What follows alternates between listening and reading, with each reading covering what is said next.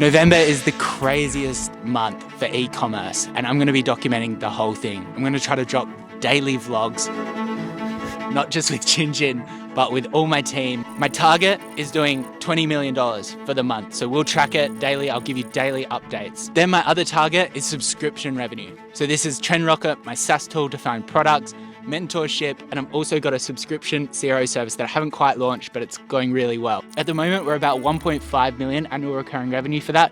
So want to really ramp that up for the month of November. And then finally, we've got followers. Thank you for everyone that's already following. I really want to ramp up content and see how much follower growth we can get. I'm not sure if any business people recently have been doing daily vlogs, but November is just so crazy. So I'm sure things are going to go wrong. I'm sure I'm going to be disappointed in many ways, and I'm sure certain people are going to exceed my expectations. So I want to document that. It's not all glamorous. I'm not going to be fake either. I'm not going to go do random things that I wouldn't always do. I want to give you my real life. I'm going to be vulnerable. Hopefully I don't get cancelled or something crazy like that because of my lifestyle. The location that I'm at is my Milo farm, as you can see, with the animals jumping around. It's not really a farm, I call it a farm because it's probably the best way to describe it. We're not farming anything, I just love animals and I love nature. So we'll show you around that as well. Today, I've actually got 16 possible mentor client calls in a row. So it'll be bang, bang, bang, bang. First up, gotta get shower, get changed, get into work. It's alright. Oh. Licked the shit out of it. My mum's freaking out. Oh, it's alright. It's alright, go away. Sherlock, leave it. Well, that was chaos. Good morning. Welcome to the vlog. Day one, Jesus Christ. Alright, so 7 o'clock now, we got 1, 2, 3, 4, 5, 6 calls before 11 a.m. After that, we've got another 1, 2, 3, 4, 5, 6, 7, 8, 9, 10, 11, 12 calls. So we're going till 7 p.m. I don't know why my assistant scheduled that, but that should be fun. I don't always do that. No way, that I'll just burn out. But now, let's probably just go get a coffee. Let's debrief. I constantly get asked about caffeine. I think anything that is a stimulant or depressant or any type of drug can create addiction for the most part. And the problem is it also builds your tolerance. So once you start having one coffee, you'll need 2 coffees to get that little buzz. And I honestly rarely drink coffee anymore. All the coffee in my house is decaf, just in case I want the smell and the taste, because I used to drink about 10 shots a day. And I was just constantly doing that so I could work more. So I was just absolutely frying my brain because of it. And yeah, so now I've pretty much kicked it, but every now and then I'll have one, like especially when I have a day like this where I'm working till 7 p.m. Because I can use it accordingly. Whereas people that just kind of use it like very consistently and then just slowly build over time, I don't think that's how you should use caffeine or anything, like even nicotine as well. I can chat about nicotine, gum, and the benefits of that. Maybe we'll get into that tomorrow. So this is the local coffee shop in Milo in the Adelaide Hills, which it's so good. The coffee is insanely good. And they're all very nice there as well. It's just so peaceful up here, man. Every morning like this, it's so nice. So I used to be down living at the beach. It's called Glenelg South. I had 3 mates there and it was awesome. But obsessed with nature, obsessed with animals, connecting to nature, being able to go for long walks, finding peace is my goal, rather than constantly partying, these kind of things. So it's funny when you kind of change and mature and grow up, those things change. This is where I usually work. We're turning into like an old school cigar lounge vibe, like green, and it's gonna be bookshelves and the old school desk, but it's obviously not ready, so we're out in the shed. It's not a bad shed though to work in. Hey Davie, how are you, man? Going good, how are you? I am doing great, man. Very, very nice to meet you. Yeah, likewise. Whereabouts are you based? I'm in Germany, man. Oh, awesome. So these calls are to qualify people for Daily Mentor. I set it up about 2 months ago. I set it up because I did about 50 mentoring calls the 6 months prior, and I realized that everyone had the exact same questions. I was like, okay, I need to set up a format for these people to ask me questions where I can actually scale it and help as many people as possible. And I was like, okay, there's so many courses out there. How do I actually make this a mentorship? What is a mentorship? You wouldn't disclose, like, if I went and got a coffee with one of my mentors, that's not a course. So I think that a mentorship is defined by the frequency of how much you connect with the person, the ability to connect and interact at any point, and also how much they actually understand and know about your business. So that's what these calls are about.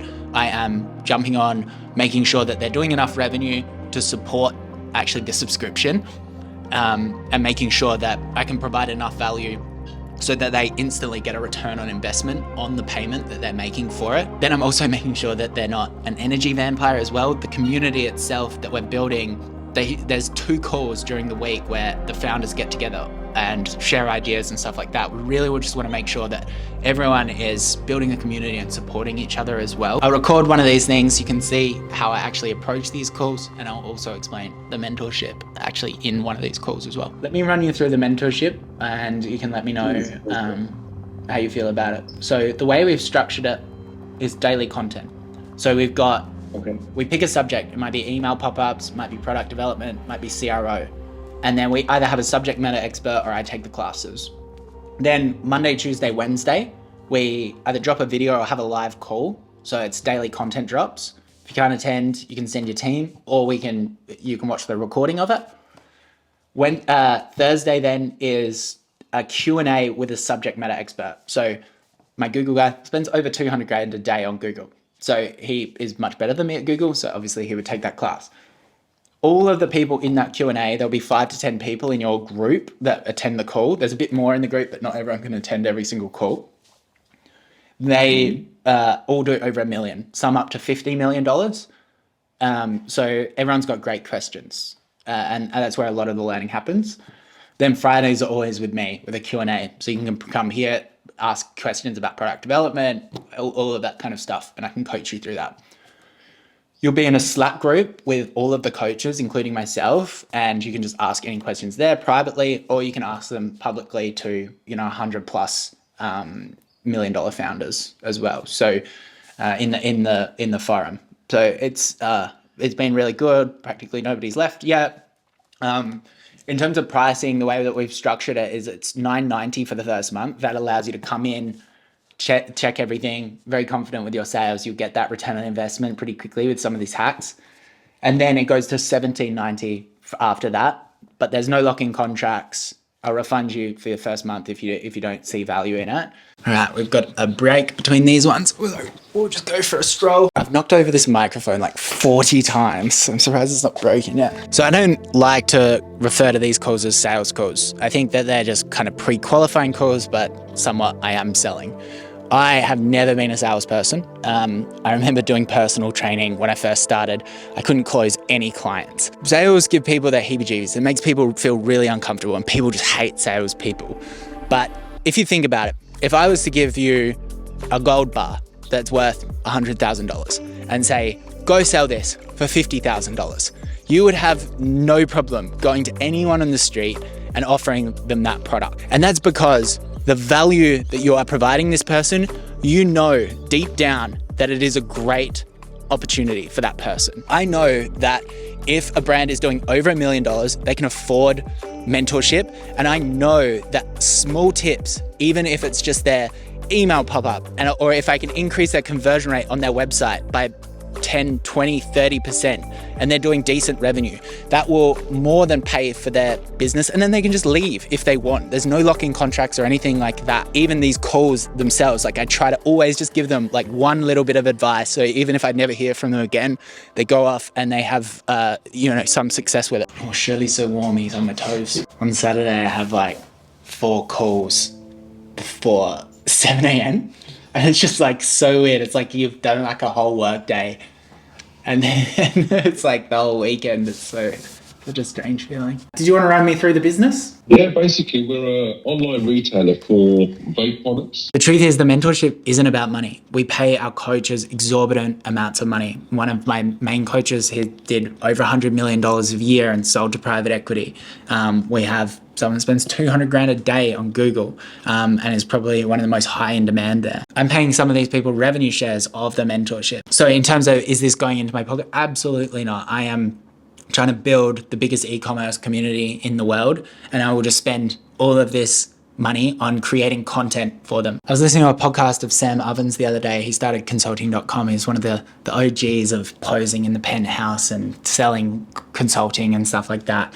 But he talked about his biggest regret for consulting.com and was that he was spending millions and millions of dollars on ads when he could have been spending that on content and creating value for the customers, so he didn't have to advertise as much. He quoted a book called Lean Thinking, where it's basically you find out the exact things that your customer values and scrap all investment into things that your customer actually doesn't value. I just want to make it so good that people tell other people about it until we build a massive community. So really, definitely not about the money at this point. I'll explain my full diet tomorrow, but I'm actually carnivore. I have been for 8 months, so back in the day when I was doing lunch, I used to apply the 5-hour method, which Thomas Edison was famous for, which is basically like 5 hours a week, you focus on a new skill, you get new horizons, new knowledge bases that you can draw on. But now, because I've got 9 more sales calls after this, it's not about that. It's just about managing my energy levels and not being so drained during that. So what I actually do is I have a 1-minute holiday or a 10-minute holiday where I completely switch off and I just have like a break. David Goggins had this really good thing where he's like, I have mental aid stations, so just like water stations during ultramarathon runs, and he's just like, I just switch off and have small breaks in the shower and that kind of stuff. And I find like if you are working like crazy and you know exactly what you need to do and you're not trying to expand skills all the time, you can just focus better. And the best way that I can switch off is just watching Netflix. I'm watching A Good Doctor, actually. It's pretty good. I love doctor shows. Like, I love House. I'm always tempted to self-sabotage my life just like House. When I was doing Oodie, I was just doing Oodie non-stop. And yeah, it's because I didn't really need to manage those energy levels. Like, I probably should have. I probably should have found a way to switch off because I ended up burning out heavily. But the problem is, if you love working so much and you love those dopamine hits of work and that achievement constantly, where like you're never incentivized to switch off because you love the thing that is killing you. So it was a difficult relationship with it, but I've learned a lot more about myself now. An old medical school friend is a surgeon at San Francisco General. So this is definitely my favorite spot, especially to take calls as well. Wisteria tree is pretty nice. If you didn't have the Oodie, how would you sell an information-based product? Yeah, that's a good question. I think you need the authority behind you to sell a product at scale nowadays. The information, there's 0 barriers to entry. I was talking to a guy who was selling a cooking product, and pretty much to double the conversion rate of his website, he went onto ChatGPT, asked for a healthy and unhealthy fried chicken recipe, and then used Midjourney to create the images and the recipe book. And he basically increased his sales drastically by offering that for free. So to create an information-based product is so quick at the moment. So one, you need the authority with Obviously, I got that through the Oodie and doing a lot of other e-commerce brands as well. And then the second thing is I'd probably niche down if I didn't have that authority. I'd give a ton of front-loaded value at the start. So really relying on Twitter, long form YouTube, that kind of stuff. But I would also monetize at the start as well. So making sure that, because that's how you keep motivated. So do at least 20 reels, 20 long form YouTube videos, 20 tweets, whatever, and then start pushing some monetization, because as soon as that first dollar comes in, that will create a positive feedback loop. You'll get the dopamine, you'll get hooked on it, and you'll start doing it more consistently, because it is really just about consistency and authority. High energy, let's go. We were able to raise around 700K. Okay. Well, run me through the business. What do you guys want to chat about today? Now, like when you're launching a new brand or a new product, what do you look for? I make sure it can't be drop shipped as a first step. I make sure that there's huge margins in it as a second step. So now I'm just kind of completing the workflow. The workflow obviously needs work. We've only been doing it for a couple of months, but people sign up to the website, they book a call with me. I'm taking the calls because I want to learn a little bit more. Eventually, they probably won't be with me specifically. Then from there, we do the notes on the call using Fireflies or Otter AI, whatever, and then that sends to Slack, which then allows one of our customer experience managers to see all the notes, make sure that they're all good, send them how the actual mentorship works, everything that we discussed in the call, and allows them to pay. So basically after these calls, I'm pretty hands off. They'll set up a Slack, they'll set up all their access to all of the pre-recorded calls. So far it's going okay, but it definitely needs work. So we're booking a trip to the Gold Coast. I'll see one of my Shark Tank investments, Wagon, which will be fun.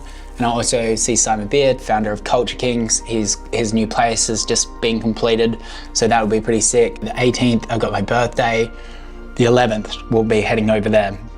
So booking that now, booking another 3 or 4 Shark Tank investment trips as well, so we can tell the story and get some face-to-face time and help them where we need to. So time's 5:30 now. Let's finish off strong. Fuck, I'm getting tired. Let's finish off strong.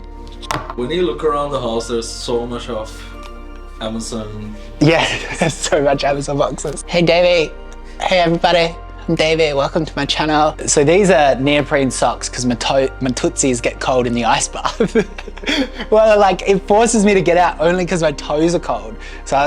And this is for in case I drown in the ice bath. So like I put it around my head because sometimes when I go sauna, ice bath, and I'm just completely dehydrated, I black out. So if GK comes home and I'm like passed out the ice bath floating there. But yeah, no, I definitely order a lot of random shit. I buy all this camera equipment gear, like that's my crux, and then I just use none of it except my new little selfie kit. I bought these, they look terrible. I am Iron Man. It looks so bad. Last call, then steak.